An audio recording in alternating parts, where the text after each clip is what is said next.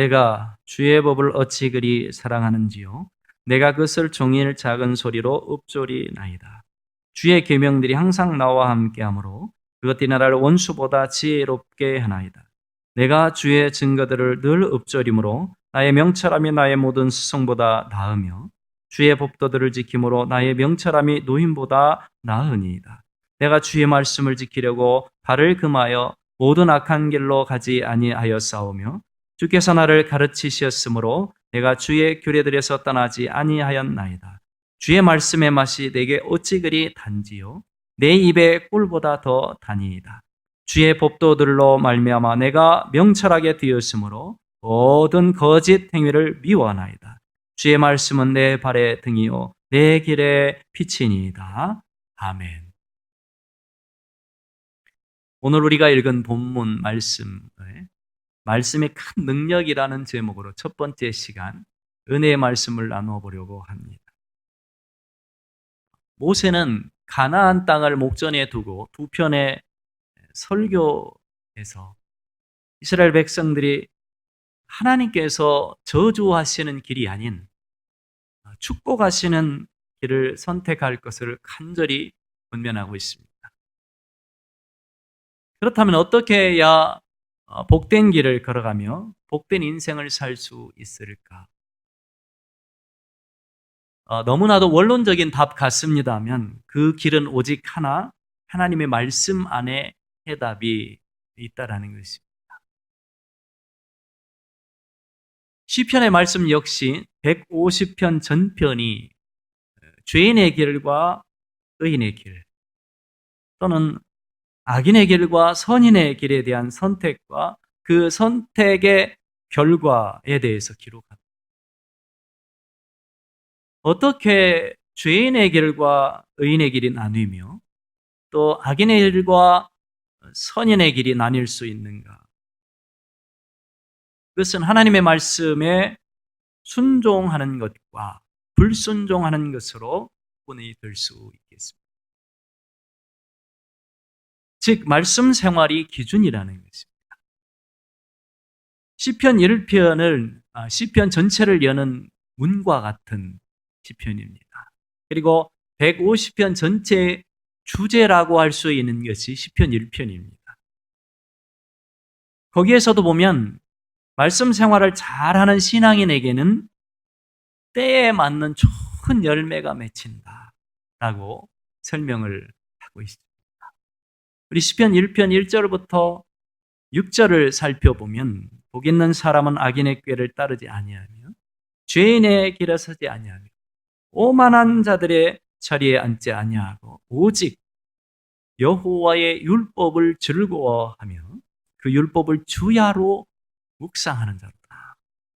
그는 시냇가에 심은 나무가 철을 따라 열매를 맺으며 그 잎사귀가 마르지 아니함 같으니 그가 하는 모든 일이 다 형통하리로다. 악인은 그렇지 않으며 오직 바람에 나는 겨와 같도다. 그러므로 악인들은 심판을 견디지 못하며 죄인들이 의인들의 모임에 들지 못하리로다. 무릇 의인들의 길은 여호와께서 인정하시나 악인들의 길은 망하리로다. 여러분, 이처럼 말씀 생활은 우리 성도들에게 놀라운 축복과 또 그 결과를 가져다 주는데 구체적으로 어떤 결과를 가져다 주는가 오늘 우리가 읽은 본문을 통해서 찾아본다면 그 첫 번째로 말씀 생활은 성도를 행복하게 한다는 것입니다. 사도행전 13장 22절에 의하면 하나님께서 다윗을 평가하는 하나님께서 다윗의 전 일생을 어떻게 보고 계시는지에 대한 기록이 나와 있습니다. 다윗을 왕으로 세우시고 증언하여 이르시되 내가 이새의 아들 다윗을 만나니 내 마음에 맞는 사람이라. 내 뜻을 다 이루리라 하시더니 이렇게 되어 있습니다. 내 마음에 맞는 이란 뜻은 마음에 들다라는 뜻을 가지고 있습니다. 내 마음에 꼭 든다. 하나님께서 다윗을 어쩜 그렇게 내 마음에 드는지, 내 마음에 드는 사람인지 그렇다면 우리는 궁금해할 필요가 있겠습니다. 하나님께서 다윗을 어떻게 그렇게 마음에 들어 하시는 걸까? 왜 그렇게 다윗을 마음에 들어 하시는 걸까? 방금 우리가 읽은 시편 1편에 의한다면 분명히 다윗은 말씀 생활을 하는 사람이라는 것을 알 수 있습니다. 말씀 생활을 하는 성도, 그 사람은 하나님의 마음에 꼭 맞는 분들. 우리는 성경을 통해서 하나님의 마음을 읽을 수 있게 됩니다. 하나님의 마음에 흡족한 사람은 하나님의 말씀을 읽고 듣고 또 묵상하고, 여기 읊조린다라는 게 묵상하고 깊이 생각한다라는 뜻입니다. 되새김하는 그런 사람입니다. 왜 하나님의 말씀을 읽고 듣고 깊이 생각하고 되새길까요? 바로 순종하기 위해서입니다. 말씀대로 살기 위해서입니다. 말씀 생활하는 성도들은 어떤 사람인가? 오늘 시편 119편을 통해 보신다면 아주 리얼하다, 실감나다 라고 생각할 만큼 그런 문장으로 기록이 되어 있는 것을 볼 수 있는데, 우리 한번 보실까요? 103절을 같이 다시 한번 읽어 보시기 바랍니다. 시작. 주의 말씀의 맛이 내게 어찌 그리 단지요, 내 입에 꿀보다 더 다니. 주의 말씀이 내 입에 어쩌면 그렇게 단지요. 그 단맛이 꿀보다 더 답니다. 여러분, 꿀 먹은 사람의 표정이 얼마나 행복하겠어요. 야, 이렇게 달 수가. 내가 그런 맛있는 것을 먹었으니 얼마나 행복한가. 여기서 말씀을 먹는 표현을 쓰고 있죠. 마치 음식을 맛있게 먹고 그 맛있는 음식을 먹었으니까 내가 얼마나 행복한가. 그런데 말씀을 먹는 이 사람의 표정이 어떻습니까? 꿀보다 더 달다, 행복한 그 자체입니다. 이 시편에서 풍겨나오는 그 사람의 말씀 생활은 행복해서 어쩔 줄을 모르는 그런 사람 같습니다. 여기서 주는 말씀은 구체적으로 계명을 의미하고, 주의 계명을 읽고 듣고 또 그 읽은 대로 살아가는 이 사람의 인생은 너무나도 행복해서 꿀보다도 더 달달하고 밖에 표현할 수 없다라는 것입니다. 여러분, 오늘 이 말씀 생활하는 이 성도가, 이 시편 기자가 말씀을 읽고 말씀을 묵상하고 깊이 생각하고 읊조리고 되뇌이고 되새김하는, 그리고 그렇게 살아가는 인생이 얼마나 행복한지라고 표현하고 있다는 것은요, 그러면 성도 중에는 행복한 사람이 있는 반면에 행복하지 않은 사람도 있다는 것을 오늘 말씀을 통해 우리에게 가르쳐주고 있는 것입니다. 그렇다면 어떤 사람이 행복하지 않은 사람일까? 성도라면 우리는 그런 질문을 가질 수 있겠죠? 성도라면 다 행복한 거 아닙니까?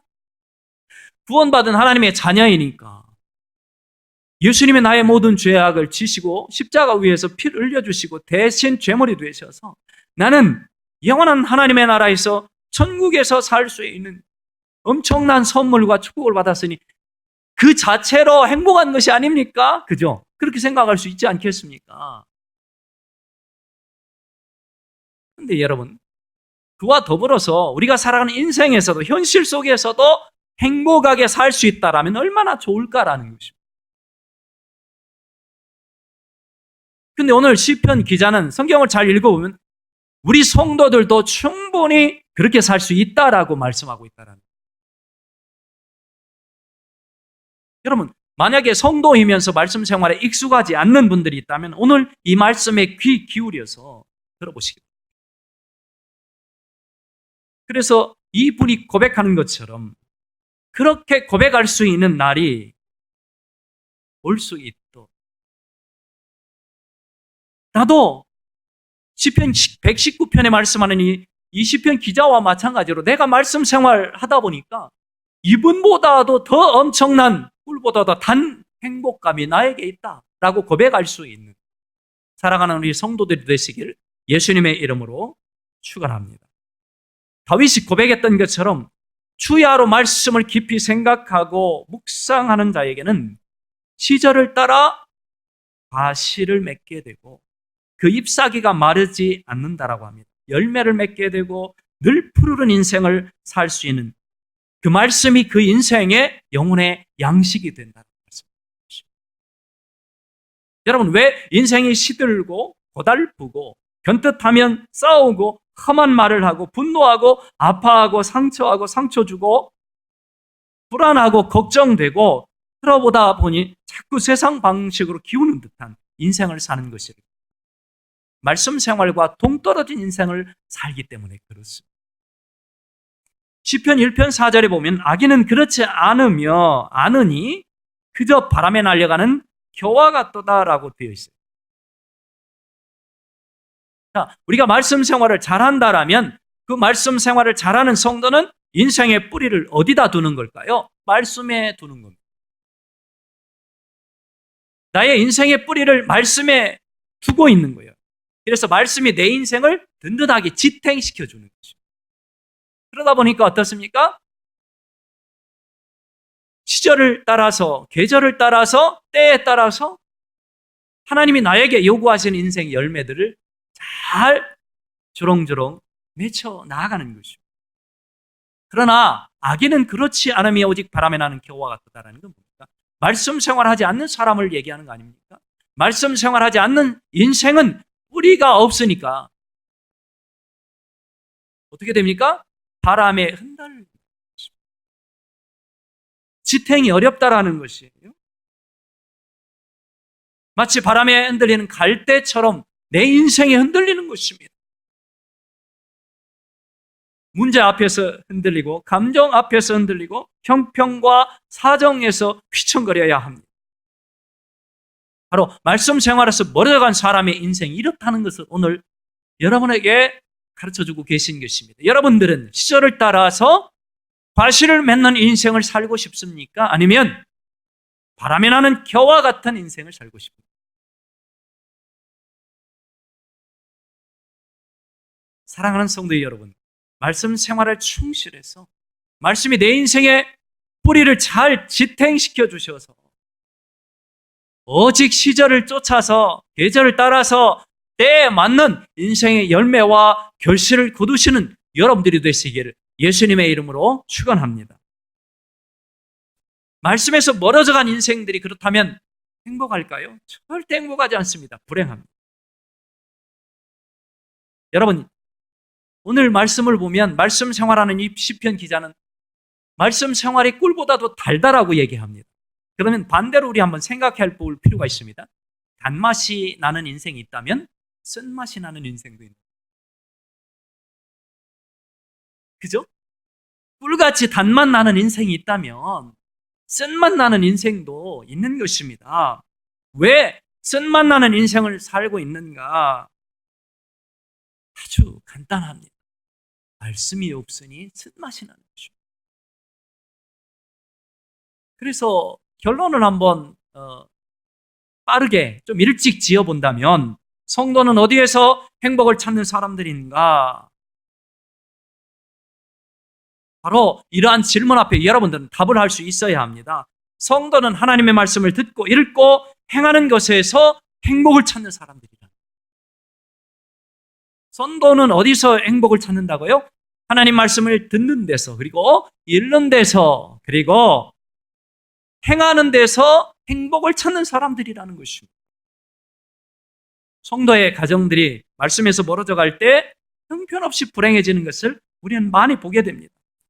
여러분, 믿지 않는 사람들보다도 더 강팍해집니다. 말씀 생활하지 않는 성도의 가정은 그렇습니다. 여전히 교회는 다니고 직분자의 모습을 갖고 사역을 감당하고 있지만 변화가 일어나지 않습니다. 말씀이 그 안에 없으니 열매가 맺히지 않는 거예요. 여러분, 우리가 도와야 할 아이들의 모습을 텔레비를 통해서 아프리카나 이런 데 먹지 못해서 굶주린 아이들의 모습을 보지 않습니까? 살이 하나도 없고 피부가 뼈에 착 달라붙어 있어. 앙상하지 않습니다. 기름기가 하나도 없고 머리는 큰데 몸은 작습니다. 잘 먹지 못해서 그렇습니다. 성장하지 않는 성도 역시나 잘 먹지 못해서 그렇다는 거예요. 자신들은 보지 못해도 하나님은 다 알고 계십니다. 왜 그렇게 말랐는지. 여러분의 영혼의 샘물이 왜 그렇게 말랐는지, 여러분의 심령의 양식이 왜 그렇게 곳간이 비어 있는지를 하나님은 아신다라는 거예요.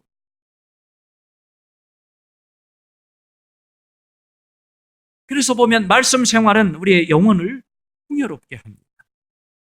근데 여러분, 우리 영혼이 풍요로워지면 우리의 범사가 풍요로워진다라고 말합니다. 우리 건강도 풍요로워진다고 얘기해요. 요한 3서 1장 2절에 보면 사랑하는 친구여, 사랑하는 친구여, 그대의 영혼이 건강한 것처럼 몸도 건강하고 하고자 하는 모든 일이 다 잘 되기를 기도합니다. 자, 어디서부터 풍요로움이 시작됩니까? 그대 영혼이 건강한 것처럼 네 몸도 건강하고 네가 하는 모든 일도 잘 되길 간구합니다. 우리는 모든 문제의 원인을, 내 영혼이 지금 하나님의 말씀 생활을 잘 하고 있는, 거기서부터 찾아야 합니다. 내 잘못, 네 잘못을 떠나야 합니다. 우리 잘못을 떠나야 합니다. 우리가 지금, 내가 지금, 우리 가족이 지금, 우리 자녀들이 지금 말씀 생활을 잘하고 있는지부터 시작이 돼야 된다. 거기서부터 해결책이 시작돼야 됩니다. 그리고 찾았으면 다시 말씀으로 돌아갈 줄도 알아야 하는 것입니다. 우리가 때로는 이런 걱정을 할 때가 있지 않아요? 손님을 대접해야 되고, 그죠? 해야 할 때 어디 음식점으로 갈까 고민이 됩니다. 어디로 갈까? 귀한 손님을 대접해야 되는데 좀 맛있는 음식을 대접해서 잘 먹었다라는 소리를 듣고 싶은데 어디로 가야 될까? 그때 언뜻 떠오르는 음식점은 어디입니까? 내가 가서 맛있게 먹어본 집. 그렇지 않습니까? 언뜻 떠오르는 게 그때 내가 거기 갔더니 정말 음식이 맛있었지. 아, 내가 맛있었던 것처럼 내가 모시고자 하는 그분도 반드시 흡족해 하시고 맛있었어.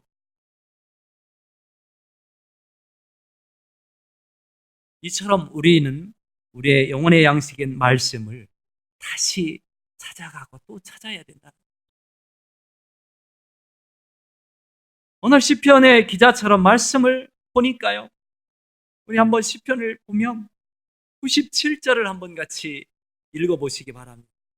이 사람은요, 말씀에 대해서 어떤 감정을 가지고 있는지 아주 내 마음이 위로가 되고 내 마음이 행복해. 이 말씀을 같이 읽고 있노라면 97절 한번 읽어봅시다. 시작. 내가 주의 법을 어찌 그리 사랑하는지요. 내가 그것을 종일 작은 소리로 읊조리나이다. 주의 법을 어찌 그리 사랑하는지요. 여러분, 여러분의 부부간에 있다면 남편은 아내를 죽도록 사랑하시기 바랍니다. 할렐루야. 대답 안 하시는 분은 좀 불편한 거예요. 오늘 아침에 뭐 밥을 못 먹고 왔거나 이렇게. 자, 남편은 아내를 죽도록 사랑해 주시기 바랍니다. 할렐루야. 또 아내는 남편을 죽도록 사랑해 주시기 바랍니다. 그리고 부모는 자식을 죽도록 사랑해 주시기 바랍니다. 할렐루야. 근데요, 성도는 가장 사랑해야 될 것이 있습니다. 하나님의 말씀. 오늘 이 시편 기자가 내가 주의 법을 어찌 그리 사랑하는지, 하나님의 말씀이 너무 달아요. 어찌 그렇게 하나님 말씀이 맞아요.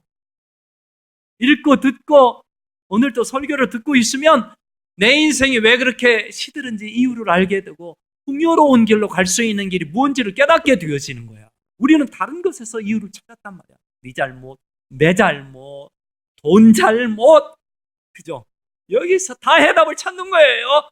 그러나 그렇지 않습니다. 하나님이 만들어 놓으신 인생은요, 영이신 하나님,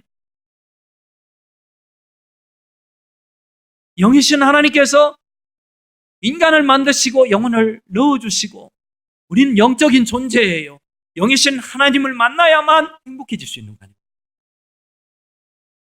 그 영이신 하나님의 말씀, 생명의 말씀, 영혼의 양식인 하나님의 말씀을 먹어야만 내가 건강하고 문제가 풀려지는 거예요. 내가 보입니다. 문제가 해답이 보여요. 그전엔 해답이 안 보입니다. 그러니까 해답을 찾기 위해서 뭐 하는 겁니까? 니탓 내탓 해보는 거예요.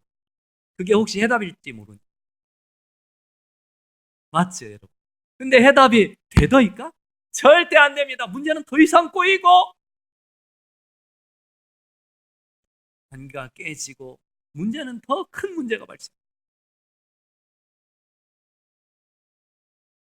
오늘 이 시편 기자의 마음으로 우리가 돌아가서 보면 이 시편 기자는요, 지금 이 말씀을 읊조리고 있으면서 어떤 얼굴일까 한번 상상해 보시기 바랍니다.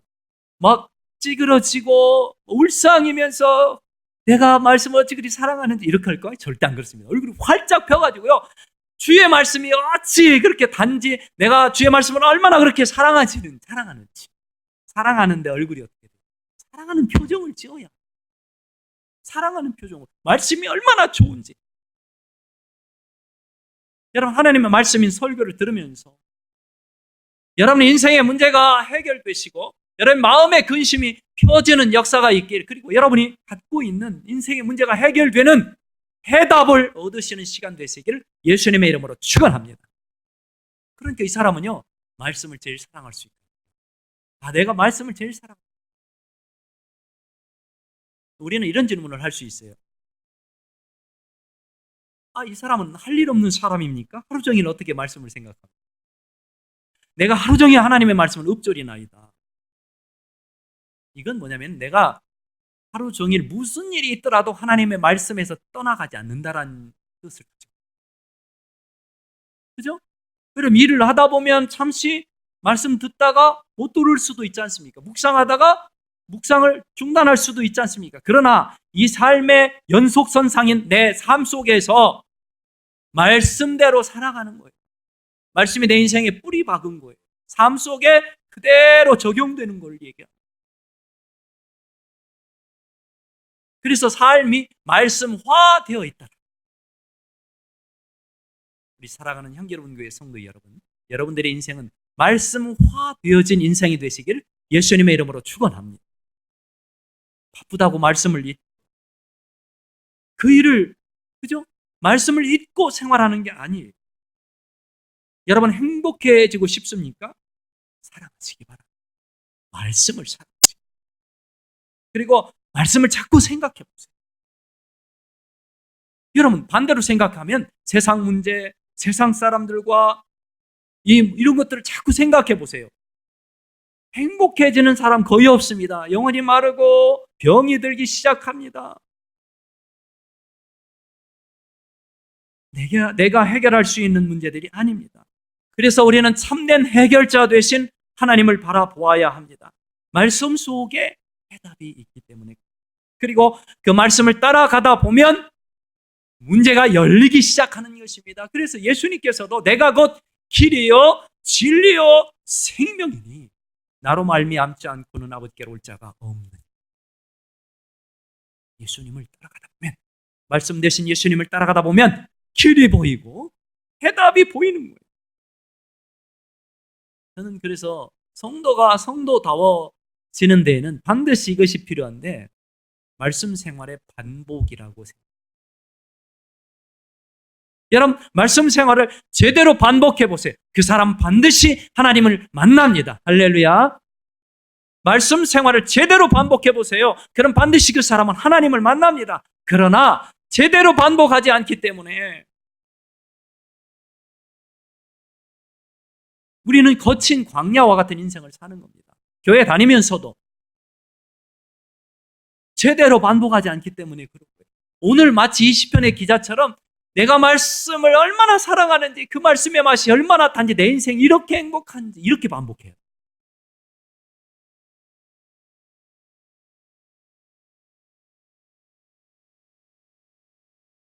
그러니까 하나님을 만나지 못하니 여러분 인생 중에서 죄를 어떻게 끊어낼 힘이 있어요? 하나님을 안 만났는데 어떻게 죄를 끊어내요? 불가능한 일이에요. 하나님을 안 만났는데 어떻게 용서하고 사랑할 수 있어요? 이게 불가능한 일입니다. 내 힘으로는 안 되는 거예요. 그래서 보면 평생 원수지고 살아가는 사람들 얼마나 많습니까? 가족 간에도 형제 간에도. 그렇죠?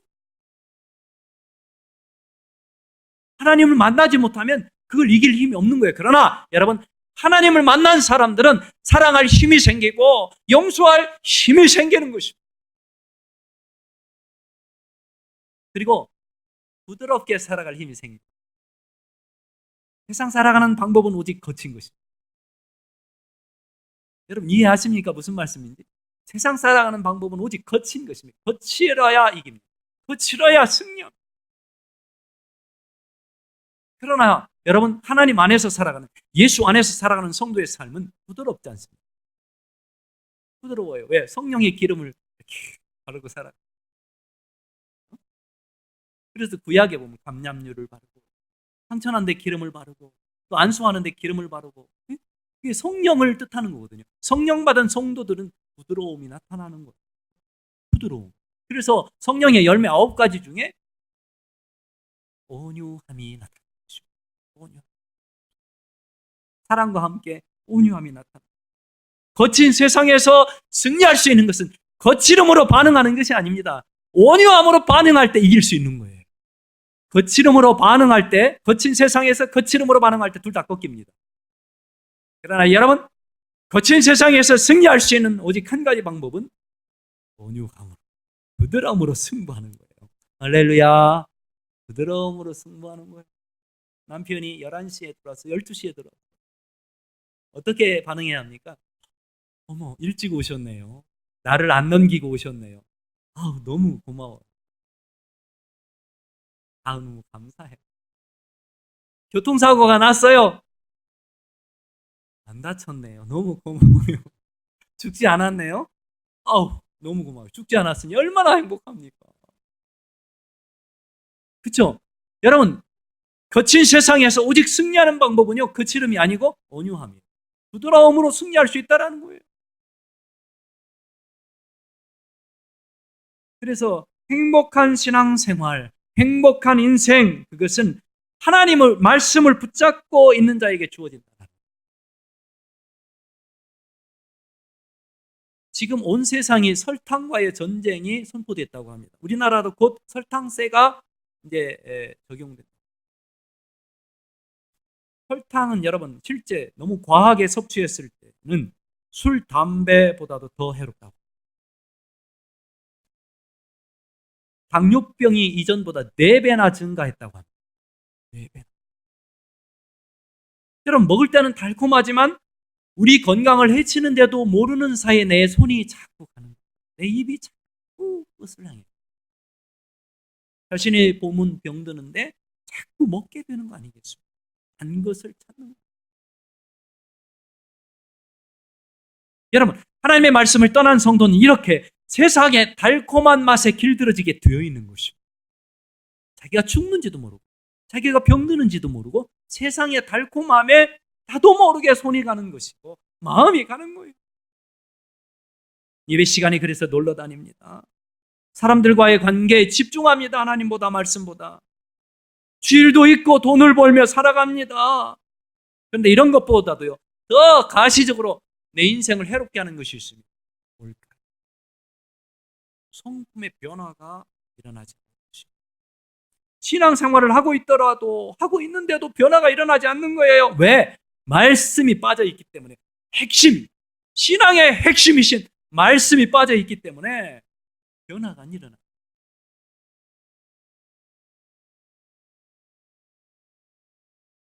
그러니까 말씀 생활은 세 박자가 딱 맞아야 됩니다. 첫 번째, 읽고. 두 번째, 듣고. 그 다음에 알고. 이 세 가지. 3고가 돼야 돼요. 3고. 자, 첫 번째 뭐 한다고요? 읽고. 두 번째, 듣고. 그 다음에 살고. 그래야 인생이 변화되는 것입니다. 에스겔서 37장에 보면 마른 뼈들이 있는 골짜기로 에스겔을 성령께서 데리고 가십니다. 그리고 그 뼈들을 이렇게 보라고 하십니다. 뼈라고요. 그러니까 에스겔이 보니까요, 완전히 깡마른 하얗게 된 뼈들이, 살아날 소망이 없는 그런 뼈들이에요. 그런데 하나님께서 그 뼈들이 누구라고 합니까? 이스라엘 백성들이.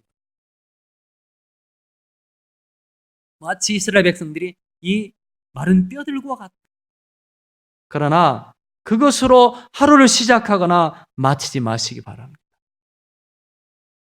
하나님의 말씀으로 시작하고 하나님의 말씀으로 시작하시기 바랍니다. 마치고 시작하는 걸 하나님 말씀으로 해야 돼요. 내 몸은 바로 거친 세상에서 살아가고 있지만 내 영혼은 하나님의 말씀으로 덮여서 생활해야 한다는 거예요. 예수님의 하루 일정이 여러분 얼마나 바쁘게 지나갔는지 아시죠? 커다란 인생이에요. 예수님도. 여러분 전도하시고 말씀 가르치시고 병을 고치시고 하루가 부족한 분이셨습니다. 그러나 예수님은 새벽마다 누가복음 22장 39절에 예수께서 나가서 습관을 쫓아 감람산에 가심에 제자들도 쫓았더니 왜 새벽마다 감람산에 가십니까? 기도하러 가시는 것입니다. 고단함을 영적인 것으로 이기는 것입니다. 피곤한 것을 영적인 것으로 이기는 거예요. 피곤하다고 그냥 자지 마세요. 하나님 말씀 한 장 읽고 자시고 반드시 기도하시고 주무셔 보세요. 잠이 잘하고 평안합니다. 시작할 때도 마찬가지입니다. 바쁘다고 바로 나가지 마시고 말씀 들으시고 기도하시고. 그렇다면 어떻게 행복해질 수 있습니까? 요한복음 1장 1절에 보면 태초에 말씀이 계시니라. 이 말씀이 하나님과 함께 계셨으니 이 말씀이 곧 하나님이시라. 그가 태초에 하나님과 함께 계셨고 만물이 그로 말미암아 지은 바 되었으니 지은 것이 하나도 그가 없이는 된 것이 없느니라. 그 안에 생명이 있었으니 이 생명은 사람들의 빛이라.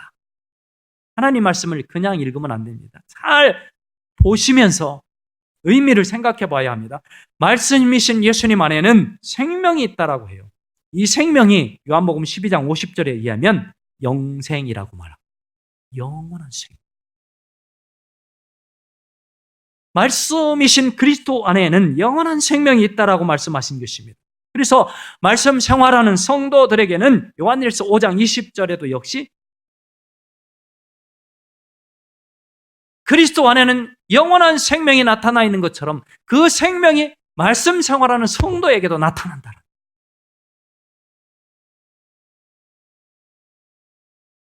우리가 장차받을 영원한 생명뿐만 아니라 이 생에 살면서도 이 생명을 누리게 되는 엄청난 특권이 있다는 거예요.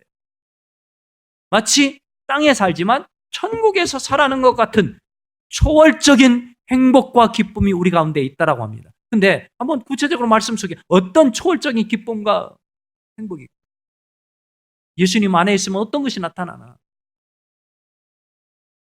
요한복음 1장 14절에 보시면 말씀이 육신이 되어 우리 가운데 거하시며 우리가 그 영광을 보니 아버지의 독생자의 영광이요 은혜와 진리가 충만하더라 이렇게 되어 있어요. 우리 인생이 왜 행복한가? 은혜가 충만하기 때문에 행복합니다. 그리고 진리에 충만하기 때문에 행복해진다. 여러분, 은혜 없이는 온유해질 수 없습니다. 예배를 통해 은혜 받으셔야만 행복해질 수 있어요. 온유함으로 나아가는 힘을 내가 소유할 수 있게 됩니다. 또한 겸손함도 마찬가지. 예수님은요, 나는 마음이 온유하고 겸손하니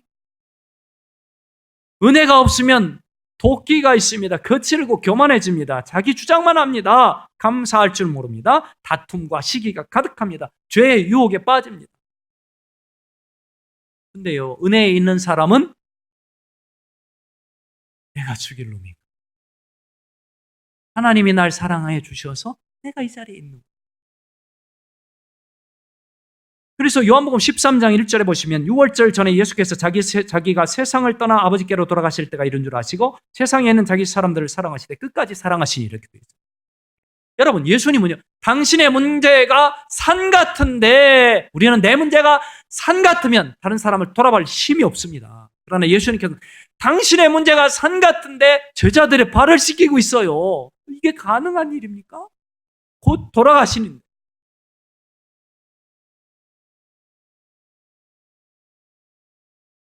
제자들은 아무것도 이해하지 못하고 받아들이지 못해요. 예수님이 한 말씀하면 그건 뭐 어떻게 자리나 차지하려고 하고 이렇게 생각하잖아요. 그런 제자들에게 이제 돌아가시기 바로 전날 뭐 합니까? 팔을 씻겨 주십니다. 끝까지 사랑하셔요. 그걸 아는 게 은혜. 하나님이 나를 이렇게 무지한 나를 이렇게 사랑하시고 교만한 나를 이렇게 사랑하시고 죄가 많은 이 나를 이렇게 사랑해 주시고 은혜 안에 있어야 그걸 깨닫게 되어지는 거예요. 그래서 바울은 에베소 2장 8절과 9절에 너희가 그 은혜를 인하여 믿음으로 말미암아 구원을 얻었나니 이것이 너희에게서 난 것이 아니요 하나님의 선물이라 행위에서 난 것이 아니니 이는 누구든지 자랑치 못하게 하려 함이니.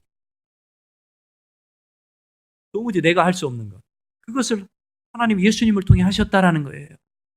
그걸 깨닫는 거예요. 그게 은혜. 그러다 보면 하나님의 사랑이 얼마나 큰지 알게 돼요.